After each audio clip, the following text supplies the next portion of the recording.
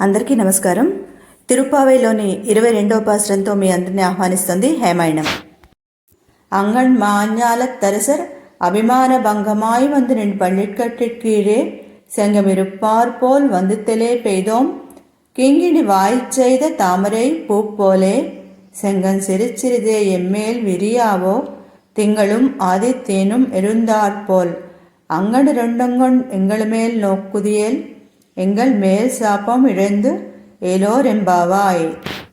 నిన్న 21వ పాసురంలో ఎంతో ఐశ్వర్యం సంపద కలిగిన నందగోపుని కుమారుడా, లేచిరావయ్యా, నీ ప్రమాణం వేదమే నిర్ధారించింది, మేమెంత అంటూ కృష్ణ పరమాత్మని మేల్కొల్పుతున్నారు. అయితే ఇంకా ఈరోజు కూడా ఆ మేల్కొల్పు కొనసాగుతోందనమాట. ఈరోజు పాసురంలో ఏమని కీర్తిస్తున్నారంటే, అందమైన ఈ ప్రపంచంలో ఎంతోమంది వీరాది వీరులు రాజాదిరాజులు ఉన్నారు. కానీ వారందరూ కూడా నీ చెయ్య కిందకి, నువ్వు పడుకునే పక్క కింద చేరి నీ కటాక్షం కోసం చూస్తున్నారు.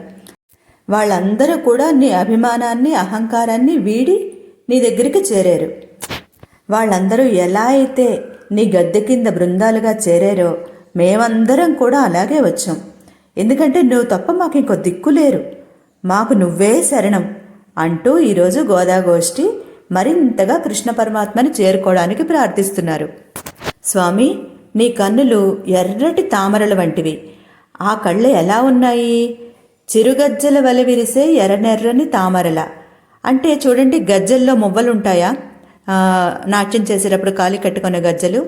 ఆ గజ్జల్లో మువ్వల మధ్య ఒక మువ్వ తీసుకున్నా మనం గిలగిల్లాడుతుంది. అంటే మధ్యలో చిన్న రాయి పిక్కో లేదా ఇంకేదైనా వేస్తారు. అలాగ ఆ గజ్జ తాలూకా రెండు వైపుల నుంచి మధ్యన సన్నని ఖాళీలో కనిపించే చిన్న రాయిలాగా ఉందిట స్వామి కన్ను. ఆ ఎర్రటి తామర వంటి కన్నుల్లో మధ్యన కదలాడే ఆ కనుగుడ్డు చిరుగజ్జల వలె విరిసే ఎర్రనెర్రని తామరలా అంటోంది గోదమ్మ. ఆ కళ్ళు తెరిచి కొంచెంగా నీ దయ మా మీద ప్రసరింపచేయి, మాకేం ఎక్కువద్దు, కొంచెంగా చాలు, నీ రెండు కళ్ళు సూర్యచంద్రులు లాంటివి అని గోదమ్మ మనసారా కీర్తిస్తోంది. ఇక్కడ సూర్యచంద్రులు అని ఒకేసారి పోల్చడంలో ఏమిటండి అర్థం? సూర్యుడు చంద్రుడు ఒకేసారి ఉండరు కదా, అంటే ఆకాశంలో ఉంటాయి, కానీ మనం ఒకేసారి రెండింటిని చూడలేం. అంటే సూర్యుడు తీక్షణంగా ఉంటాడు, చంద్రుడు చల్లగా ఉంటాడు. ఇక్కడ అర్థం ఏంటంటే, అహంకారంతో ఉన్నటువంటి వాళ్ళకి తీక్షణంగా సూర్యుడిలా ఉంటుంది ఆ చూపు. తనని చేరిన వారిని చంద్రుడిలా చల్లదనంతో చూస్తాడు పరమాత్మ. అటువంటి నీ కటాక్ష వీక్షణం మా పైన ప్రసరింపచేస్తే మా పాపాలు మా శాపాలు ఇట్టే తొలగిపోతాయి అంటోంది గోదాగోష్ఠి. దేవులపల్లి కృష్ణశాస్త్రి గారు రచించిన తిరుప్పావై గీతాలు అందరికీ తెలిసే ఉంటాయి. అందులో ఇది చాలా ఇష్టమండి నాకు.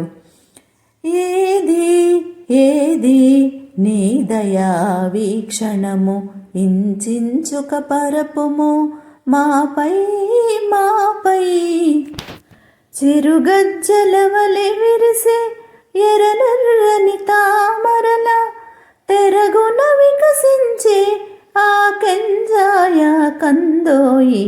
చిన్నప్పుడు ధనుర్మాసం అంతా కూడా కృష్ణశాస్త్రి గారి తిరుప్పావై గీతాలతోటే మొదలయ్యేది మాకు. రేడియోలో వచ్చినవి ఇవి ఎంతమందికి గుర్తున్నాయి? ఇదండి తిరుప్పావైలోని 22వ పాసురానికి ఆచార్యులు పెద్దలు అనుగ్రహించిన వ్యాఖ్యానం. మళ్ళీ 23వ పాసురంతో మీ అందరినీ కలుసుకుంటాను. ఆండాళ్ దివ్య తిరువడిగళే శరణం. అందరికీ నమస్కారం.